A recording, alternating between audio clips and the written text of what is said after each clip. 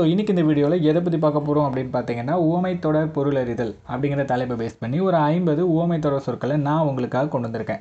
இது நம்மளோட first video கிடையாது. ஏன்னா இதுக்கு முன்னாடி வீடியோவில் நம்ம 50 உவமை தொடர் சொற்களை பார்த்து முடிச்சாச்சு. ஸோ அதை பார்க்காதவங்க டைம் இருந்தால் அந்த வீடியோ பார்த்துட்டு இந்த வீடியோ பாருங்கள், உங்களுக்கு ரொம்பவே யூஸ்ஃபுல்லாக இருக்கும். சரி வாங்க வீடியோக்குள்ளே போகலாமா?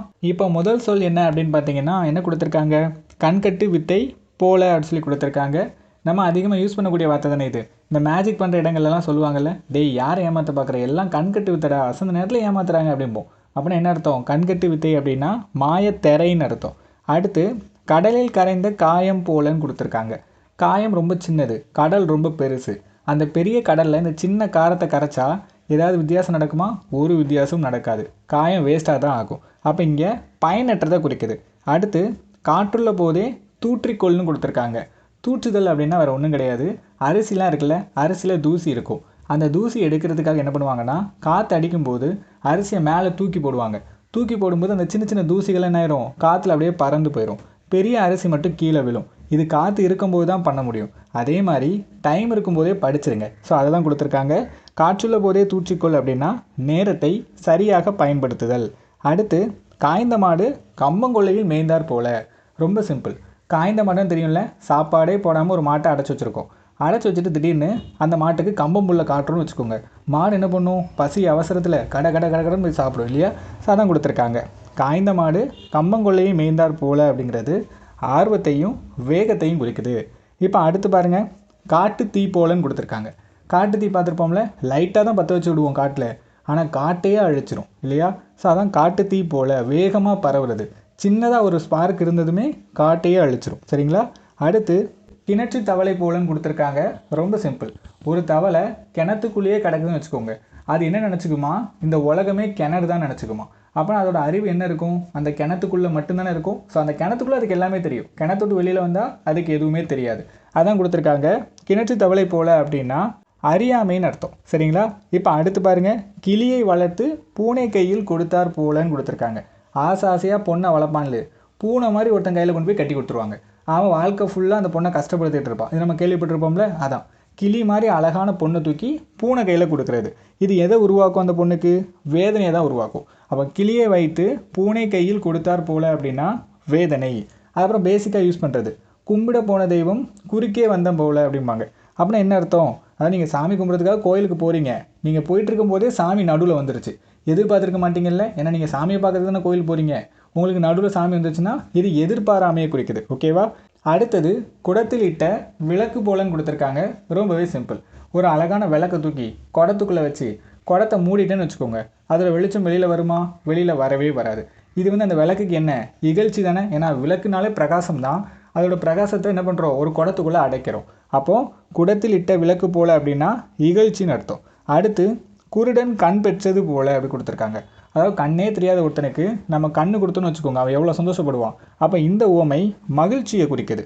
அடுத்து குன்றை முட்டிய குருவி போலன்னு கொடுத்துருக்காங்க. இதில் இந்த குன்று அப்படின்னா என்னென்னா மலைன்னு அர்த்தம். ஸோ குருவியால் ஒரு குறிப்பிட்ட உயரம் மட்டும்தான் பறக்க முடியும். குருவி மலையை தாண்டி பறக்கணும்னு நினச்சா என்னாகும், அந்த மலையிலேயே முட்டி கீழே விழுந்துருமா? இது அந்த குருவிக்கு வேதனையை தான் ஏற்படுத்தும். அப்போ குன்றை முட்டிய குருவி போல அப்படின்னா வேதனைன்னு அர்த்தம். அடுத்தது குட்டி போட்ட பூனை போலன்னு கொடுத்துருக்காங்க. ஸோ பூனை பார்த்துருக்கீங்களா, குட்டி போட்டுச்சுன்னா அந்த குட்டியை பாதுகாக்க ரொம்ப முடிஞ்ச அளவு முயற்சி பண்ணும். அது என்ன பண்ணுன்னா குட்டியை அங்கேயும் இங்கேயும் தூக்கிட்டு போய் வச்சுக்கிட்டே இருக்கும். அப்போ என்ன அர்த்தம், அந்த குட்டியை பாதுகாக்கணும்னு பூனை ஒரு தவிப்போடு இருக்கும். அப்போ குட்டி போட்ட பூனை போலன்னா தவிப்பு. அதேமாதிரி பூனை ஒரே இடத்துல இருக்காது, அங்கேயும் இங்கேயும் அலைஞ்சிக்கிட்டே இருக்கும். ஸோ அலைதல். அப்போ தவிப்பு அலைதல் வரும். அடுத்து குரங்கு கையில் பூ மாலை போல. இது யூஸ் பண்ணுவோம்ல, குரங்கு கையில் மாலை கொடுத்தா என்ன ஆயிரும், பிச்சு போட்டுருமா? அப்போ இங்கே எதை குறிக்குது, நாசம் அப்படிங்கிற விஷயத்தை குறிக்குது. குரங்கு கை பூமாலை அப்படின்னா நாசம். அடுத்து குருடும் செவிடும் கூத்து பார்ப்பது போலன்னு கொடுத்துருக்காங்க. அதாவது கண்ணு தெரியாதவனும் காது கேட்காதவனும் கூத்துனா படம்னு வச்சுக்கலாம், படம் பார்க்க போகிறாங்க. இப்படி படம் பார்க்க போகும்போது அவங்களால முழுமையாக அந்த படத்தை என்ஜாய் பண்ண முடியுமா? ஏன்னா முடியாது. ஏன்னா கண்ணு தெரியாதவனுக்கு கண்ணு தெரியாது, வெறுமனே காதால் மட்டும்தான் கேட்க முடியும். அதேமாதிரி காது கேட்காதவனால பார்க்க, அப்போ அந்த முழுமையாக என்ஜாய் பண்ண முடியாது. அவங்கள பொறுத்த வரைக்கும் அந்த படம் அப்படிங்கிறது ஒரு பயனற்றது தான். ஸோ இது பயனற்றதை குறிக்குது. அடுத்தது குன்றின் மேலிட்ட விளக்கு போலன்னு கொடுத்துருக்காங்க. குன்று அப்படின்னா ஆல்ரெடி நான் சொல்லிட்டேன், மலையை குறிக்குது. மலைக்கு மேலே சின்னதாக ஒரு விளக்கு வச்சோன்னு வச்சுக்கோங்க, அந்த மலையே பிரகாசமாக இருக்குமா? ஸோ இது எதை குறிக்குது, பயனை குறிக்குது. அந்த சின்ன விளக்கு அந்த மலைக்கே பயனை குறிக்குது. அப்போது குன்றின் மேலிட்ட விளக்கு போல அப்படின்னா பயனுடைமைன்னு அர்த்தம். அடுத்தது கூழில் விழுந்த ஈ போலன்னு கொடுத்துருக்காங்க. ரொம்பவே சிம்பிள். கொதிக்க கூழை ரெடி பண்ணிட்டேன், அதுக்குள்ளே ஒரு ஈ வந்து விழுந்துருச்சு. இப்போ இந்த ஈயால் தப்பிக்கவும் முடியாது, முழுசாக சாகவும் செய்யாது. ஏன்னா ஹீட்டில் அது என்ன இருக்கும், கொஞ்சம் கொஞ்சமாக செத்துட்ருக்கும். அப்போ இங்கே ஒரு தவிப்பு ஏற்படுதா, அப்போ இது ஈயோட தவிப்பை குறிக்குது. கூழில் விழுந்த ஈ போல அப்படின்னா தவிப்புன்னு அர்த்தம். அடுத்து கொல்லன் தெருவில் ஊசி விற்பது போல. கொல்லர்கள் அப்படின்னால யார், இந்த மாதிரி இரும்பு வேலைலாம் செய்கிறவங்க.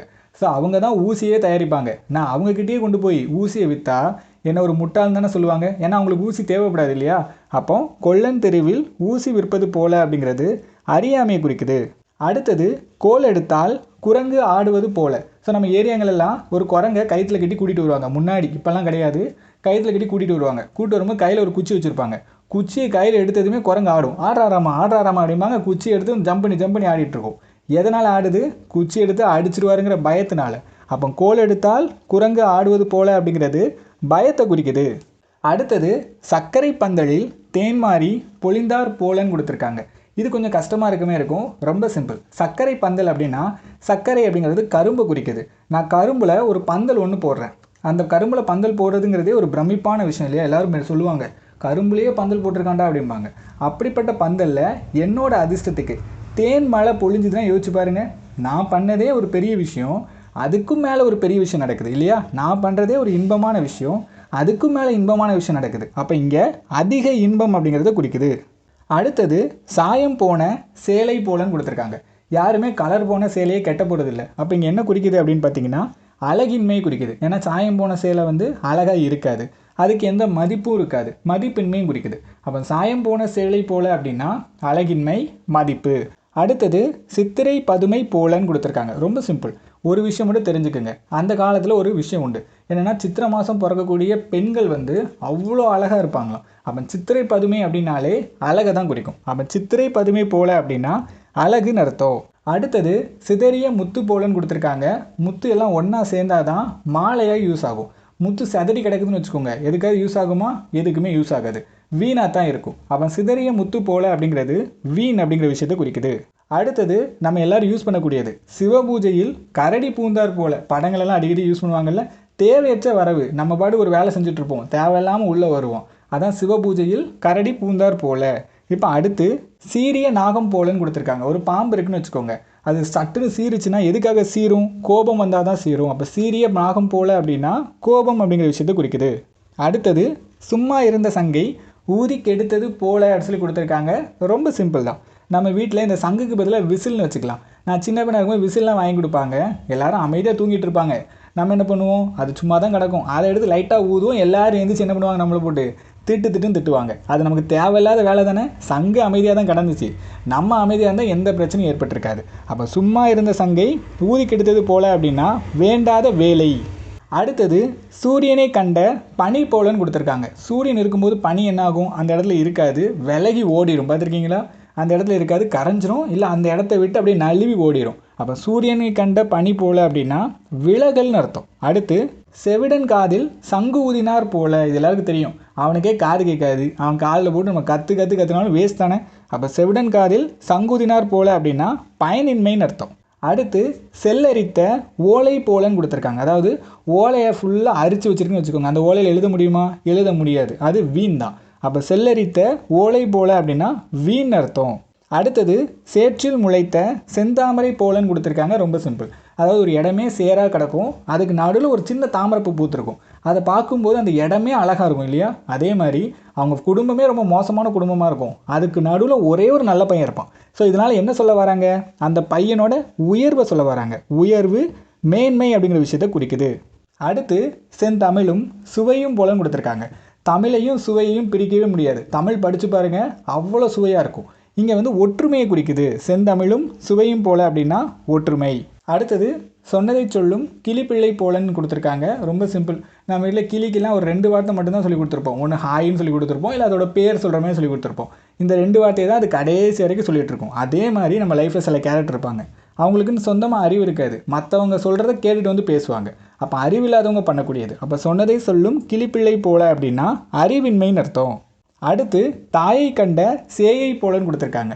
அம்மாவை பார்த்த குழந்தை என்னாகும்? அதிக சந்தோஷப்படுமா? அதான் தாயை கண்ட சேயை போல அப்படின்னா அதிக மகிழ்ச்சின்னு அர்த்தம். அடுத்து தாமரை இலை தண்ணீர் போலன்னு கொடுத்துருக்காங்க. தாமரை இலை மேலே தண்ணி இருக்கும், ஆனால் ஒட்டாமல் அங்கிட்டு இங்கிட்டு ஓடிக்கிட்டே இருக்கும். அப்போ இங்கே என்ன சொல்ல வராங்க? பற்றின்மைன்னு அர்த்தம். அப்போ தாமரை இலை தண்ணீர் போல அப்படின்னா பற்றின்மை. திருடனை தேள் கொட்டினார் போல. ஸோ நம்ம திருட போன வீட்டில் திடீர்னு தேள் வந்து கடிச்சிட்டுன்னு வச்சுக்கோங்க, ஐயோ அம்மான்னு கத்த முடியாது, ஏன்னா எல்லோரும் தூங்கிட்டு இருக்காங்க, எந்திரிச்சு வந்து நம்மளை உரிச்சிருவாங்க இல்லையா? அப்போ அமைதியாக தான் இருக்கணும். அப்போ திருடனை தேள் கொட்டியது போல அப்படின்னா சொல்ல முடியாத வேதனை. தெருநாய் போலன்னு கொடுத்துருக்காங்க. ரொம்ப சிம்பிள். தெருநாய் என்ன பண்ணும் அப்படின்னு பார்த்தீங்கன்னா ஒரே வீட்டில் சாப்பிடாது, தெரு ஃபுல்லாக சாப்பிடும். ஸோ அப்போ அங்கிட்டு இங்கிட்டுன்னு ஓடிக்கிட்டே இருக்கும். அப்போ தெருநாய் போல அப்படின்னா அலைச்சல்னு அர்த்தம். அடுத்தது தோன்றி மறையும் வானவில் போலன்னு கொடுத்துருக்காங்க.